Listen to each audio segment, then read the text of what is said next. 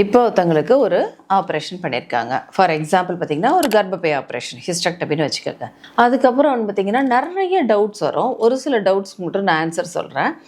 First எல்லாரும் கேட்குற என்ன கொஸ்டின் அப்படின்னா, நாங்கள் குளிக்கலாமான்னு கேட்பாங்க. அப்படி குளிக்கிறதா இருந்தால் சுடுதண்ணில் குளிக்கணுமா இல்லை பச்சை தண்ணியில் குளிக்கணுமான்னு கேட்பாங்க. ஷியராக ஆஃப்டர் சர்ஜரி நீங்கள் டிஸ்சார்ஜ் ஆகி வீட்டுக்கு போன பிறகு கட்டாயமாக குளிக்கலாம். வார்ம் வாட்டரில் லேசான சூடுள்ள தண்ணியில் குளிச்சுக்கோங்க, அது நல்லது. அது ஃபஸ்ட்டு. ரெண்டாவது பார்த்தீங்கன்னா, நிறைய பேர் என்ன அடுத்த கொஸ்டின் என்ன கேட்பாங்கன்னா, சூடாக ஃபுட்டு சாப்பிட்லாமா, ஹாட்டாக சாப்பிட்டா வயிற்றுல புண்ணு வந்துருமான்னு கேட்பாங்க. ஷுவராக சாப்பிட்ற அளவுக்கு பொறுக்கக்கூடிய பதத்தில் கட்டாயமாக வார்ம் ஃபுட்டு நம்ம சாப்பிட்லாம். அது மாதிரி காஃபி டீயும் குடிச்சிக்கலாம் நீங்கள். அதே மாதிரியே வாக்கிங் போகலாமான்னு கேட்பாங்க.